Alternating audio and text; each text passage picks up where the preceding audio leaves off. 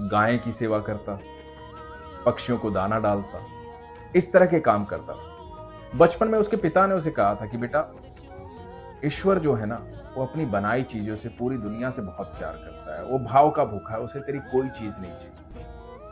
खुद भगवान श्री कृष्ण जो है वो गाय की सेवा करते हैं। तू लोगों की सेवा कर, उसकी बनाई चीजों को प्यार से देख, उनसे प्रेम रख, वो अपने आप खुश रहेंगे। बस ये बात जो बचपन में उसके पिता ने उसे बताई थी, ये बात उसने अपनी गांठ बांध ली और जीवन भर वो यही करता आ रहा। एक कमाल की चीज उसके साथ होती थी, वो ये था कि वो मंदिर जाता, भगवान को देखता तो उसे भगवान दिखाई नहीं देते थे। उसे बांके बिहारी का जो विग्रह है वो दिखाई नहीं देता था। वो सबसे सुनता था कि देखो भगवान कितने सुंदर लग रहे हैं, भगवान का श्रृंगार कितना खूबसूरत है, भगवान के सर पर मोर पंख कितना अच्छा लग रहा है, भगवान कैसे मुस्कुरा रहे हैं, भगवान की मोटी मोटी आंखें कितनी सुंदर है, कैसे देख रहे हैं ठाकुर। ये सब बातें वो सुनता था, लेकिन उसे वहां पर सिर्फ एक रोशनी दिखाई देती थी, ज्योति दिखाई देती, प्रकाश दिखाई देता था, उसे वो विग्रह दिखाई नहीं देता। तो वो पहले तो ये सोचता था कि जो रोशनी है यही ईश्वर है, यही भगवान है जो मुझे दिखाई दे।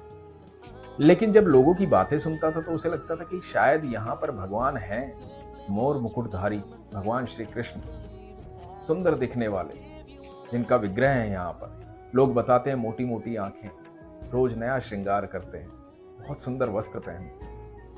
उसकी इच्छा हुई, उसने कहा कि प्रभु आप मुझे दर्शन क्यों नहीं देते? मतलब ये सब भक्त आते हैं, इन सबको दर्शन देते हो, मुझे क्यों नहीं देते? तो उसने कहा कि कल मैं आऊंगा, आपको मुझे दर्शन देने ही होंगे, मैं इतने सालों से मंदिर आ रहा हूं। अगले दिन फिर सुबह वो आया, उसने देखा, उसे वही रोशनी दिखाई दी, वही ज्योति दिखाई, उसे भगवान दिखाई नहीं दिए, वो विग्रह दिखाई नहीं दिया। और लोग उसी तरह से बातें कर रहे थे कि ठाकुर जी कितने सुंदर लगे। अब इसको बड़ा गुस्सा आया। इसने कहा कि प्रभु देखो, कल सुबह आऊंगा, कल सुबह आपने मुझे दर्शन नहीं दिए तो मैं यमुना जी में डूबकर अपने प्राण त्याग दूंगा। ये बात इसने कह दी।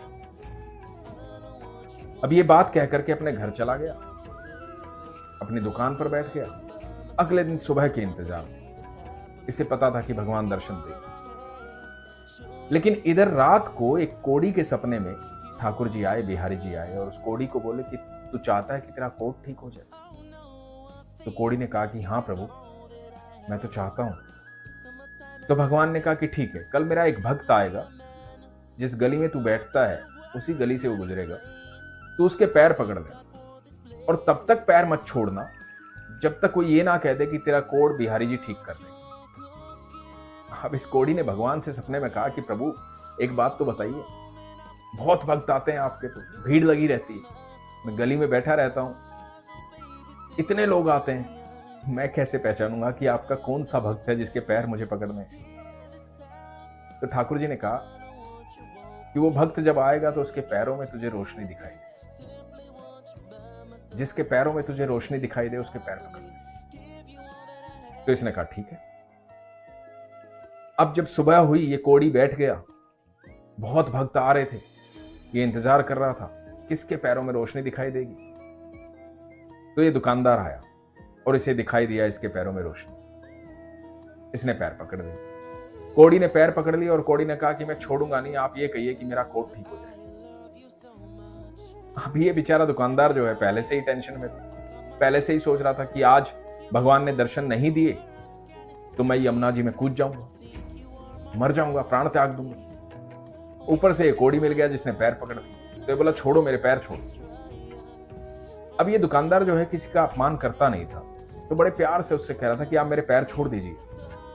तो कोड़ी कह रहा था नहीं कहिए कि मेरा कोट ठीक हो जाएगा। तो दुकानदार ने कहा कि अरे मेरी क्या औकात, मेरी क्या हैसियत, मैं कैसे कहूं ये बात, मैं कौन होता हूं तुम्हारा कोट ठीक करने वाला। तो कोड़ी ने कहा कि नहीं, आप ये कहिए कि बिहारी जी तेरा कोट ठीक कर देंगे। तो इसने कहा कि ठीक है, बिहारी जी तेरा कोट ठीक कर देंगे, अब छोड़ मुझे। और जैसे ही इसने ये कहा उसने छोड़ दिया। ये भाग करके मंदिर गया, बांके बिहारी के मंदिर गया, अंदर घुसा, अंदर जाकर देखा तो भगवान का विग्रह इसे दिखाई दिया, ठाकुर जी से दिखाई दिया, वही खूबसूरत ठाकुर जी, प्राण से प्यारे ठाकुर जी, बांके बिहारी, मोर मुकुटधारी। भाव विभोर हो गया देख करके, बहुत खुश हो गया। लेकिन सवाल पूछा ठाकुर से।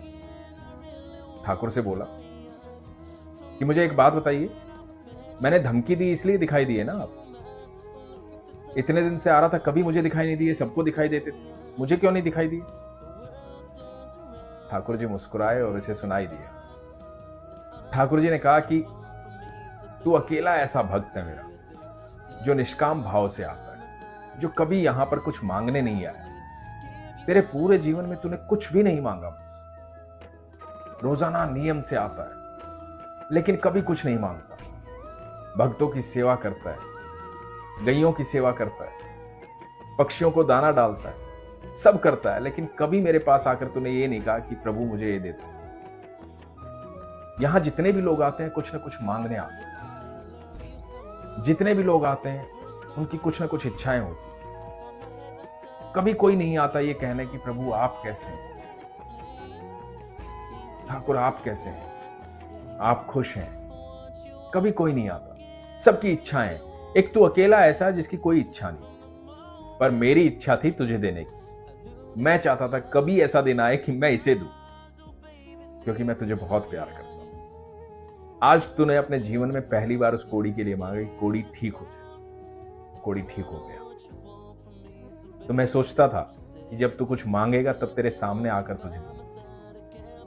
तू बहुत जिद्दी और बहुत प्यारा भक्त है मेरा। दोस्तों, कृष्ण आपको हर वक्त देख रहे हैं, हर पल देख रहे हैं, हर क्षण देख रहे हैं। आप कभी ये मत सोचिए कि वो आपको नहीं जानते हैं, नहीं देख रहे हैं।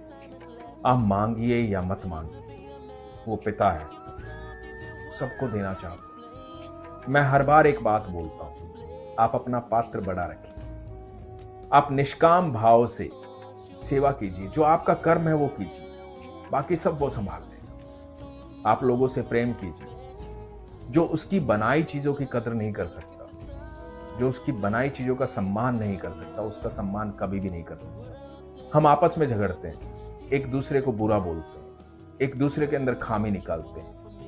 जिस दिन हम एक दूसरे से प्यार करने लग जाएंगे, एक दूसरे की रिस्पेक्ट करने लग जाएंगे, तब अपने आप वो कृष्ण जो, वो बाके बिहारी जो सृष्टि का रचयिता है, जो हम सब का पिता है, अपने आप खुश होगा। हर पिता अपने परिवार को खुश देखकर खुश होता है, उसे दुखी देखकर खुश नहीं होता। तो ये पूरी पृथ्वी परिवार है। ठाकुर जी ने ही कहा है ना, वसुदेव कुटुंबकम, ये पूरी पृथ्वी परिवार के समान है।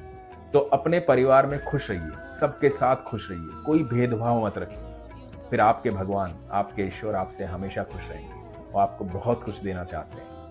अपना ख्याल रखिए, अपने विश्वास को मजबूत रखिए। हरे कृष्ण।